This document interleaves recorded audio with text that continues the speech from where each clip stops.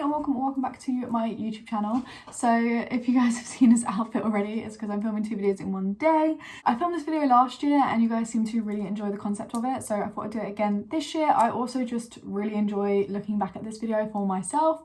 Yeah, hopefully you guys enjoy it. It's something very different from my channel, but if you guys would like to see more of what I read throughout the year, then let me know and I can definitely incorporate that into my channel a little bit. So today's video is going to be my 2021 reading yearly stats. My 2021 reading statistics. Okay, so I track all of my reading on an app called Goodreads. In 2021, I read 14,465 pages in total. Take with that what you like out of it. I don't actually page count, like I don't take note of like how many pages I read in a year basically, so I don't even remember how many I read last year. So last year I read a total of 42 books. My Goodreads goal was 45 books, but I only ended up reading 42, which I think works out fair. I actually think that this record though is wrong because some of the books on my bookshelf I have read, but it's not marked on here. No, I'm not upset about not hitting the goal. I kind of just set the goal to make sure that I do read consistently, and I kind of put a goal to the point of, you know, 1 book a week roughly, and then obviously in the summer I'll probably read a lot more. So the shortest book that I read this year was 58 pages, and that was Roald Dahl's SEO Trot. You'll see in like, I guess like in the month of September, I don't actually remember what month it was, but you'll see when I go to uni I read a lot of children's books or aimed at children because I'm training to be a primary school teacher. So when I go to uni I did read a lot of children's books, and I started to record the children's books that I was reading on my Goodreads, whereas in this next upcoming year I'm not going to be doing that, and I also stopped doing it after about 6 books because I don't think it's like a fair evaluation of like what I'm reading for pleasure. I'm more reading it to educate myself and also re-familiarise myself with books from my childhood that children in my classroom may like to read. So in the upcoming year, I'm not going to be recording any books I read, I guess, for educational purposes or to help me in my career. Then the longest book I read this year was 838 pages long, and that was Assassin's Quest by Robin Hobb. My average book length in 2021 was 344 pages. I feel like that is average. I say averagely I pick up a book that is around like 350 to 400 pages long, so I'd say that is pretty good averagely, especially considering I have read some graphic novels and manga this year, which I have only just introduced myself to this past year. The most popular book that I read this year was Pride and Prejudice by Jane Austen, and then my least popular was a poetry collection by Caroline Duffy, and that was her Rapture poetry collections. My average rating for 2021, I'm so proud of myself for. It was stopped at 3.7 stars. That I am so happy about because that means that I have been reading more for things that I personally am interested in by myself. Like according to Goodreads, the highest rated book that I read on my TBR this year was Uzumaki by Jinji Ito, which is a manga, a horror manga to be specific, and its average rating was 4.36 on Goodreads, if any of that interests you. Now we're going to move on to the books that I read this year. If I don't talk about anything for like that long, it's just because I don't want this video to be really long. The first book that I finished in 2021 was Tess Grettison's Keeping the Dead. I love Tess Grettison. This was extremely creepy. I would give warnings for if you don't like things like mummification, you definitely will not enjoy this. Tess Grettison writes like really easily digestible crime / thriller stories, and I absolutely love it. I love the way she writes. I think it's really easy again to digest, and I also find that she is great to get me out of reading slumps. After that I moved on to reading Serpent and Dove by Shelby Maherin. And I gave this 5 stars. I absolutely love this, and this was a phenomenal start to a trilogy. This basically follows a witch called Lou, and she basically is in hiding from her mother who wants to kill her. There's also a forbidden romance element in here between her and a witch hunter. Then that leads us nicely on to the second book that I read. No, the third book that I read, which was Blood and Honey by Shelby Maherin. This is the second book in this trilogy. So this one I actually rated lower, I believe. Yeah, I gave this one 3 stars. I found this okay. I mean, looking back on it, I would say 3 stars was a little bit harsh because this series as a whole for me is a really good, strong contender. The ending in this book like I said, I had to pick my jaw up from the floor.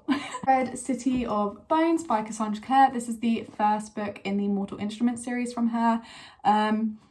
I enjoyed this. I gave this 4 stars. I thought it was pretty good. I liked the character development. This basically follows a girl. She basically is starting to see things that normal people don't see in the world, such as demons, vampires, werewolves. And one day she sees this mysterious guy dressed in all black, and he seems shocked that she could see him. And from there, it kind of goes on to the story of the shadow hunters, which defeat the demons and keep the mortal realm safe. A couple of books for my college English course, and that was Tennessee Williams' A Streetcar Named Desire. I thought this was pretty good. For a play, I gave this 3 stars. A lot of issues are brought up in this and trigger warnings for rape or intended rape. Carol Ann Duffy's Rapture poetry collections. Again, I read some of these for college, and then the rest of them I actually just read for my own pleasure because I was quite enjoying these, and I found this year that I actually do enjoy poetry. This was a poetry collection that talked about some things that I actually wasn't expecting them to touch upon, especially not for a educational purpose, like the fact that I was studying this and it had some things and topics that were spoken about that I just didn't expect. Again, trigger warnings for rape, for loss, for relationships. There's a lot of stuff talked about in here, and I really enjoyed these, and I think I gave these 3 stars, or was it 4? Yeah, I gave this 3 stars. Picked up the second book in the Mortal Instruments series by Cassandra Clare, and which is City of Ashes, and this one put me into a reading slump. Then I read a book that I don't personally own. I borrowed this one from my good friend Sophia, and that was No Longer Human. I gave this one 2 stars. This just wasn't a book for me at the time. I'm definitely just the odd one out with this book, but yeah, I feel like it would fit certain people, but just not me. Then I also read American Psycho by Brent Easton Ellis, which again I borrowed from Sophia to read, and again I gave this 2 stars. I'm not a big person who I don't really like to read books after I've watched a film, and I've watched the film American Psycho about 3 or 4 times before picking up the book. I loved the way the book was written, like the style of it, but I just couldn't get through it because I watched the story, I knew what was going to happen, and again I think it's just a personal preference for me. Discovery of Witches by Deborah Harkness, and I did pretty much enjoy this. I felt like it was too long for what it was, but again, I did enjoy it. This basically follows a witch who is trying to do anything but be a witch. So instead of using her magic, she investigates biology and science to understand why things have happened, and she kind of really does stray away from using her magic. Then I read the first book in the Bargainer series by Thorassa, and that was Rhapsodic, and I gave that 5 stars. I loved that book, loved it so flipping much, and I love the way that Thorassa writes. Then on my Kindle, I read Dark Lover by J.R. Ward. This is the first book in a fantasy romance series between a vampire and a human, and I loved it. Loved it. This is I think this is part of the Black Brother Daggerhood series. I read another book on my Kindle, and that was The Queen of All That Dies by Thorassa. This is the first book in a series as well, and I think I gave this one 5 stars. Yep. And I gave this 5 stars. I absolutely loved this book. It's a enemies to lovers in a war-torn country, and I really loved it. I couldn't tell you why exactly I loved it. Then I picked up the 3rd book in the Mortal Instruments series by Cassandra Clare, which is City of Glass, and this took me 2 months to read, and quite honestly put me in the biggest reading slump after finishing it. I read on my Kindle For Tuna Swan by KJ Sutton. This is one that has very mixed opinions. You either love it or you hate it, and I personally, I thought it was okay. I didn't love it, but I didn't hate it, and I thought it was overhyped. I won't lie. I ended up giving it 3 stars. I read Wilder Girls by Rory Power and loved it. I loved the fact that the ending was kind of left to your discretion about what you think happened to the girls and what you think was happening on the island, and it's very interesting. I did really enjoy this book. Oh yeah, I gave this book 4 stars. I really enjoyed this. This is basically about the Raxter schoolgirls who are stuck on an island and told to quarantine. It's very weird. There's a lot of body horror in this, so definitely triggers for body horror. This was very weird, but in a phenomenal way. Like, I enjoyed the weirdness of it. I thought it was really, really good. Then I read the second book in the Forgotten World series by Thorassa, and that was the Queen of Traitors. And again, I gave this a really, really high rating. Yep, I gave this 5 stars again. Absolutely loved it. Oh, loved it. I can't really talk much about it because it's the second book in the series, but I loved it. Then I went on holiday with my boyfriend to St Ives. I picked up The Hunting Party by Lucy Fowley, and this was unputdownable for me. I don't know why, I just kept going back to it. I loved the eerie feel of it. I loved how perfected the characters seemed, but underneath the surface just weren't. I also loved the chase of finding the killer, and I thought it was really, really good. I honestly did really, really enjoy this, and I gave it 4 stars. I read Monstrous. This is volume 1, The Awakening.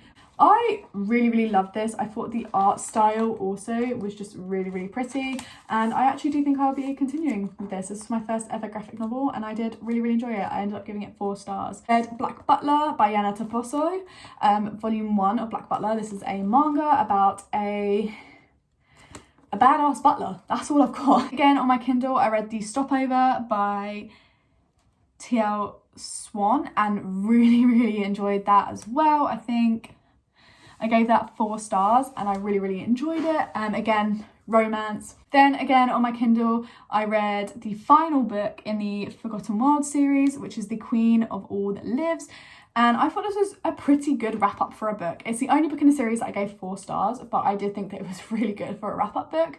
I felt like the pacing was just a little bit off for me. I felt like the pacing was just a bit sporadic in places. Then I read Desperate Measures by Katie Roberts, which is the first book in her Smut series, where she basically makes Disney stories into smart. I read the first volume in Vampire Night manga by Matasuri Hino. I thought it was okay. I gave this 3 stars. I thought it was okay. I don't think I'm going to continue this series. I did read volume 1 and 2, but I don't think I'm going to continue purchasing the series. It's just too young for me as well. On my Kindle app again, I read The Assassin's Blade, which is a collection of short stories which you read before going into, I don't remember what it's called, I'll put it on the screen, but you read it before. I enjoyed some of them and disliked a few of them and found it really hard to finish them. And I gave the short story collection 2 stars in total. Then I read the second book in the Black Dagger Brotherhood series, which was Lover Eternal by J.R. Ward. Again, I read this on my Kindle. I rated this one 4 stars. Again, I really, really loved it. It's between a different vampire in a Black Dagger Brotherhood and a different human, and I just really enjoyed it. Again, I did enjoy it a lot. Again, on my Kindle app, I then read A Deal with the Elf King. As you guys can see, this was my massive romance phase, especially fantasy romance, and this was by Eliza Kova. Then I read The Wrath and the Dawn by Renee Ardier. I gave this 3 stars. I didn't move on to the second book in this series, purely and simply because I just didn't enjoy this book as much as I anticipated to after loving The Beautiful. Then I read a couple of children's books. I'm just going to blast through these quickly and just name their titles because I'm pretty sure a lot of people have heard of these. So I read Roald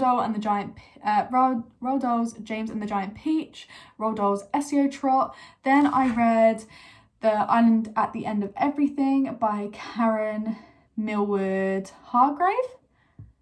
Yeah, and I gave that 4 stars, and that book actually made me cry, just so everyone knows. Then I read Roald Dahl's George's Marvellous Medicine, and then I read Michael Morpho's Warhorse, and again I gave that 4 stars, and again it made me cry. Then I read Get a Life, Chloe Brown by Talia Hibbert, again another one that is widely talked about on BookTube, and I gave it 5 stars. I absolutely loved it, and again I think I cried reading that one. I read Talk Bookish to Me by Katie Bromley. I found this in the works, and I gave this 3 stars. Yeah, I found the issue in here to be really problematic. Like, I like the preface of the book. Like, I really do like the way that this is about, you know, it's a second chance romance. I read another book that I don't have, but I read this book from my flatmate. I read Jane Austen's Pride and Prejudice,